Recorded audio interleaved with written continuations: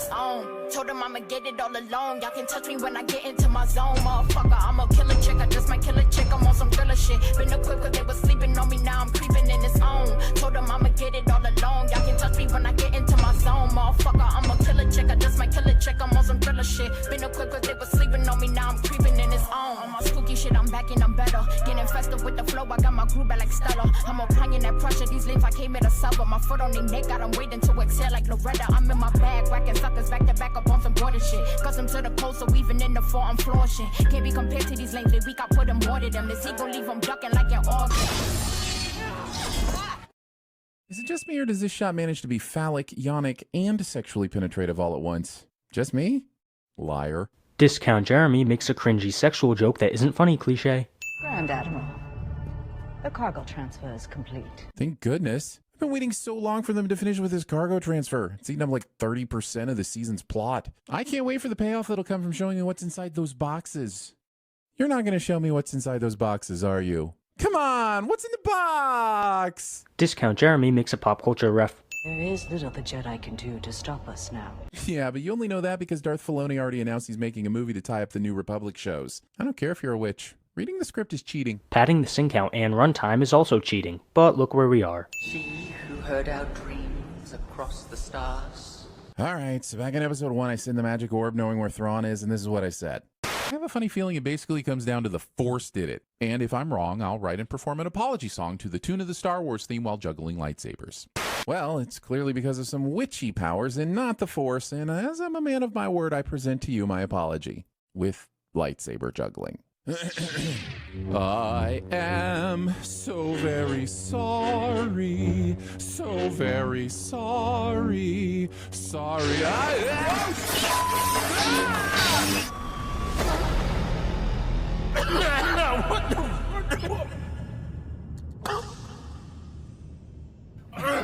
Oh shit. Also, Discount Jeremy tries to sing in a video cliche. Also, the irony in this sin is that the Witches of Dathomir use the Force. That's where their powers come from. It's a different brand of Force powers, but it stems from the same power source as the Jedi and Sith's powers. Blade.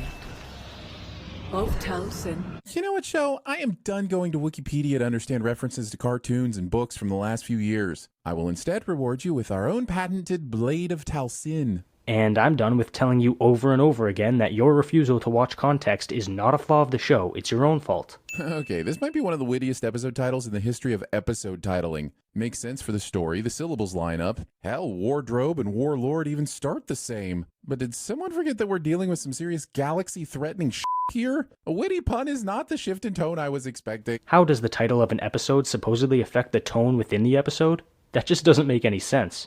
Also, Discount Jeremy sends something he likes cliche. The blade emitter's too narrow. Ha ha ha. People complain the lightsabers were too skinny in the cartoon. Very funny, self-aware reference. Just build your damn lightsaber. So the episode made a mistake by having a funny and self-aware joke?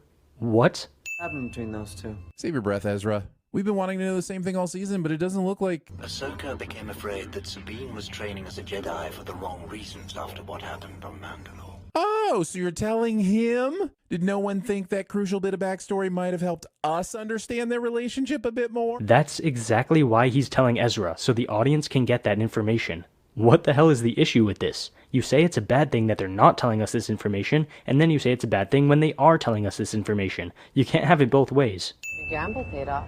Hold your forces there, Ahsoka. You can't claim the gamble has paid off until all the holographic cards have been revealed. If Thrawn makes it back to your galaxy, that is the very definition of the gamble not paying off. She was more referring to Sabine finding Ezra, and I think you knew that. You're just forcing a bullshit sin out of the episode. Over the years, I've made my share of difficult choices. Yeah, but did any of those choices ever risk bringing back the greatest threat to peace in the galaxy? No, but they often affected the outcomes of battles and other conflicts within the Clone Wars and the Galactic Civil War, which are both massively important events. Being a Jedi isn't about wielding a lightsaber. That fake-ass laugh. I know the fighters technically hit the engines, but this ship is an absolute tiptoeing sitting duck, and they had all of the run-up to get these shots in. This quarterback should be toast. Didn't you just say they hit the engines? So you're sitting them for having bad aim when you're literally admitting they hit their target. That makes all the no sense. Ahsoka's T61974 survives this. They really should have given that a sexier name. Or at least something. Skip. Only if we let it. Which is Ahsoka's way of saying, F those now defenseless turtle gremlins we've befriended. Let's leave them utterly stranded and open to attack as we gallop towards our ticket home. Once they leave the nomads, the Empire has no reason to attack them. The Raiders are the only remaining threat to them, and they've already had to live with the threat of the Raiders before Ahsoka and crew showed up, so I don't know what your point is. Consider all of the TIE fighters lost. Mark their captain for a citation. I hope that citation is for trooper most likely to disappoint the Empire by being a dumbass in the face of underwhelming odds. Discount Jeremy double dips cliche. The options to prevent that departure are now severely limited, if not impossible. Typical Star Wars villain underestimates the good guys instead of... Which is why we should prepare for a ground assault. Oh, kind of took the wind out of my sails there, Thrawny. Wait, is this an intelligent Star Wars villain? What? That's not my Star Wars. Everything wrong with Ahsoka, ladies and gentlemen. The villain is smart. Now we have a phallic tower of magic entering a yonic symbol of fascism, which is also being docked by a yonic piece of technology, and please tell me I'm still not the only one seeing this. Discount Jeremy double dips cliche. On found this place. Woke up the witches, rebuilt his starship. I don't think we can overstate how lucky Thrawny got. He landed on a planet that just happened to be inhabited by exiled witches who not only had knowledge of a map to this galaxy, but also had access to a sister witch working for the Empire who could help them. It's amazing he landed on a planet with life on it at all. It's almost as if there's a magical force in this universe that makes things happen and creates destinies for people. I wonder what that mysterious force would be called.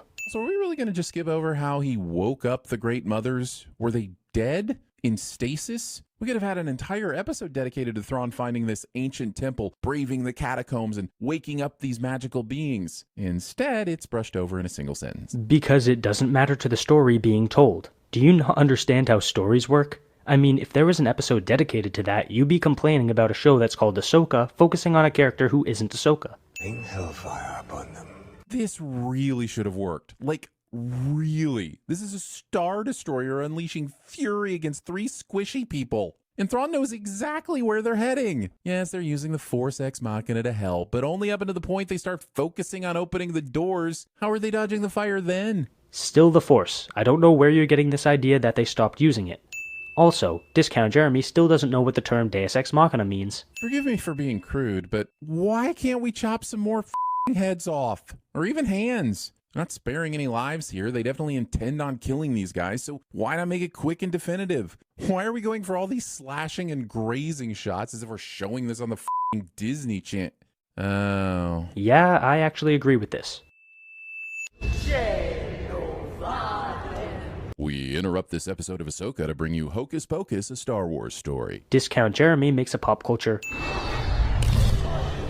Zombies. Star Wars now has zombies. Wait, what's the sin? You just said that Star Wars has zombies. You didn't point out a mistake of the episode. What the hell, man? Also, are you pretending that this is the first time Star Wars has had zombies? The Clone Wars happened long before this show. Destroying a door panel makes the door react exactly as you need it to. Cliché. Nice try, but that's not a cliche. Still not a sex thing. Still not a sex thing. Still not a sex thing. Discount Jeremy is still talking about sex in relation to a Star Destroyer. I mean, at least it's better than original Jeremy's lust for an 11-year-old Emma Watson. His lightsaber falls off of her hip because it knows she'll appreciate the victory so much more if she really has to work for it. Don't you constantly sin things for supposedly being convenient? But now you're sinning this for being inconvenient? Pick a lane, dude. Jesus. Waits until now to force grab the lightsaber because he either likes getting his ass thrown around or wanted Sabine to grab hers first because he didn't want to make her feel inadequate. Or maybe he was preoccupied with the zombie attacking him? Just a thought. Stormtroopers suddenly decide that dealing with the Jedi scum is a spectator sport and they aren't qualified to participate. You do see that Morgan is fighting Ahsoka hand-to-hand right now, right? Which means that the Stormtroopers don't have a clear shot at Ahsoka and would be risking hitting Morgan if they open fire. So I guess not a single one of these troopers who are literally surrounding this place saw Sabine get into position to deliver this line. Didn't you just mention how they were all watching the fight between Ahsoka and Morgan? Sabine obviously just came up behind them. It's really not that complicated. Also, I guess the sword isn't so special after all and can be used by anyone who picks it up. Much like Anakin, Elspeth didn't have to sacrifice her pupils after all. Yeah? And the sin is what exactly? Are you not going to bother explaining? Jesus Christ, whatever. Heroes jump into a seeming abyss only to be picked up by a flying companion cliche. That's not a cliche, my guy. Long live the Empire. This dude really got to give an entire villain monologue shortly before jumping away without any consequences whatsoever. Now that feels like a cartoon. That fake-ass laugh. Also, complaining about Thrawn being a badass is getting you 100 sins. This f***ing bird and the nonsense metaphor it flew in on. And the metaphor is bad because... Oh, you don't have a reason? Okay, then this isn't a valid sin. I know the show's trying to set up a cute reveal for Ezra, but in what universe would they allow an unknown ship to land and not open fire upon a person wearing the enemy's armor? In reality, Ezra's ship got blown up on approach, and he's a Force ghost by now. So you're advocating for shoot first, ask questions later? That's extremely conservative of you. Hopefully Discount Jeremy never enters law enforcement.